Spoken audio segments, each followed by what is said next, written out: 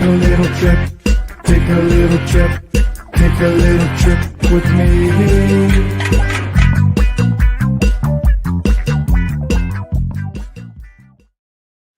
Craziness in the Red Sea, Houthi drone attacks, Panama Canal water levels. What exactly is going on with our strategic waterways and our supply chain? For those of you that need a bit more information, I'll see what I can do to shed some light on it in a few minutes.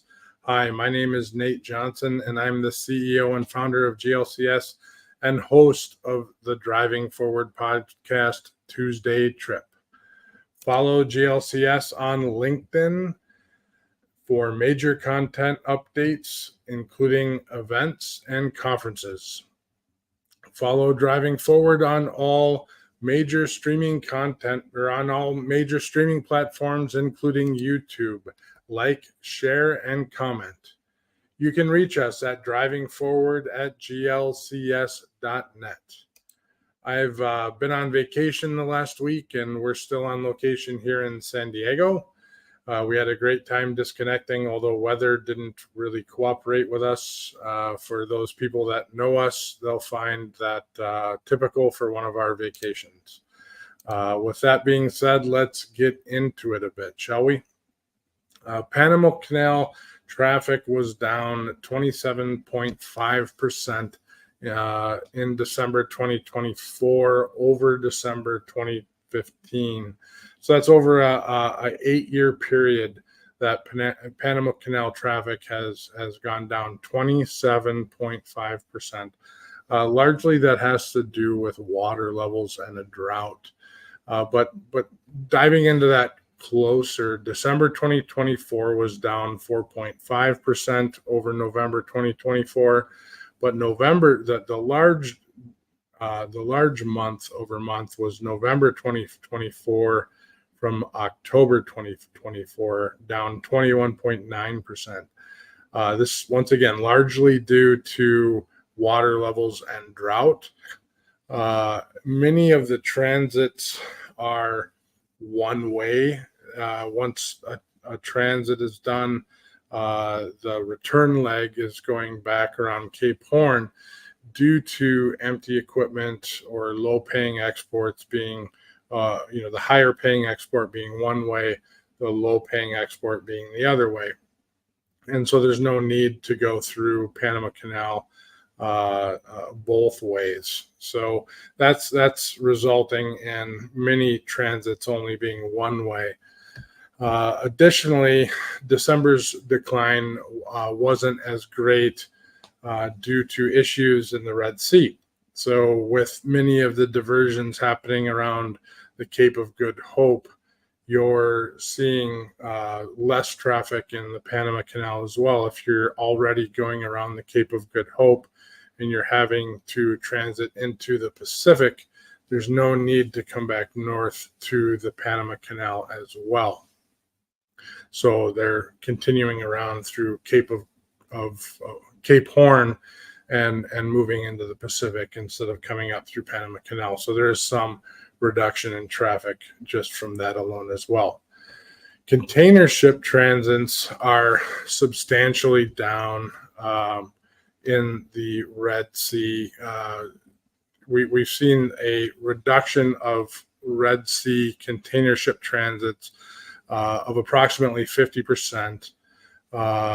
December was a 66% reduction, lower than pre-pandemic levels. Tanker transits are somewhat down, and dry bulk is barely down at all.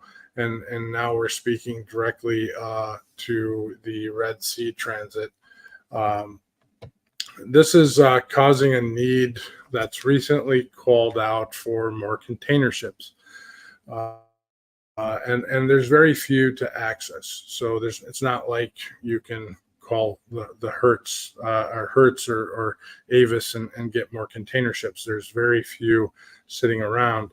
What we're finding that products have a shelf life, and in many cases, especially the Asian or Chinese market to European market is impacted largely and the shelf life products are unable to make it to market in time, and the European trade is being impacted substantially here. So much so that Tesla is shutting down a European factory in late January. I think as much as 40% of European trade flows through the Red Sea. So while we're maybe not experiencing a substantial impact in the U.S. due to Red Sea traffic, typically Red Sea traffic can go east or west to the U.S. and you can go in one direction or the other, and so it's very simple. U.S. supply chain can go one way or the other, and it's really not a big deal to go one way or the other to apply to the U.S. It just depends on which port you're going to end up in. For the most part, there's certainly some exceptions to do with that. However, European traffic coming out of China needs to flow through the Red Sea, or it ultimately has to take a very long route in comparison to going through the Red Sea. And that's what we're finding is happening with about half of the container ships that are out there right now, and that's causing a large problem.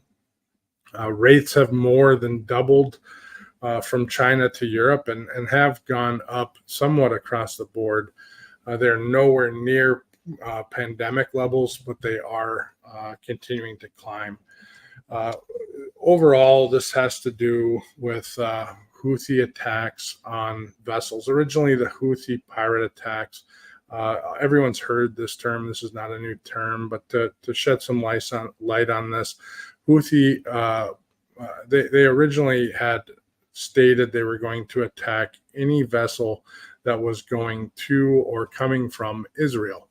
However, now it's apparently escalated to any vessel going anywhere for any reason on the Red Sea, for the most part, although I don't believe tanker and dry bulk vessels are really being targeted quite as much. But certainly container vessels are. Some have been boarded. The U.S. is leading security enforcement in the Red Sea. There's been attacks. The Houthi has no navy that we're aware of, virtually no vessels. There's been some boarding with helicopters on pirates boarding ships with helicopters, but I think there's been less and less of that with U.S. Navy presence. The impact to the Pacific supply chain has not really been noticed as of yet. But as the desire for more container ships grow, companies will begin to move assets where they are needed and where they are most profitable. So as this problem potentially becomes larger and larger, companies will begin to move their assets where it's most profitable for them to move them. And as previously stated, 40% of Chinese to European trade moves through this particular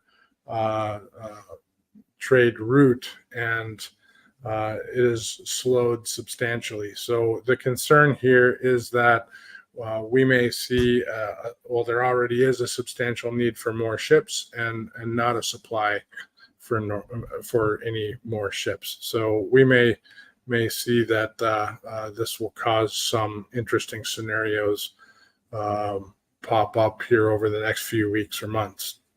Certainly nothing I've seen in nearly my 30 years in logistics, and it will be a interesting development. It's somewhat like a war, but not really. We're experiencing a scenario where both of our major supply chain routes through that have been developed are not primarily accessible and are severely hindered, and we'll see how that develops.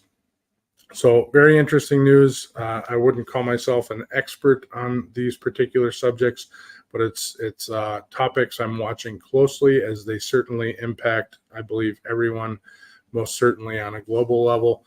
However, because it's a global level, I think it very likely can impact all of us on a local level as well. So with that being said, kind of moving into a few updates coming up over the next week.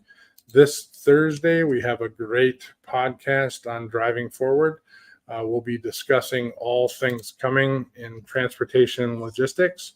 We have Jenny Malafarina, CEO of Virago Marketing, Robert Bain, Senior Consultant with GLCS, Jeff Dickinson, President of Railgistics Transport, and Alex Mai with Mother Trucking News.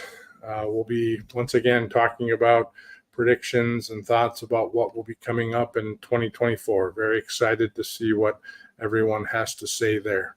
So wrapping it up, going to put the last few moments into the remainder of my vacation, looking forward to getting back to it here Wednesday. So with that being said, stay curious, stay informed, and keep pushing the boundaries of what's possible. Until next time, drive forward with purpose and innovation. Thanks a lot, and thanks for watching.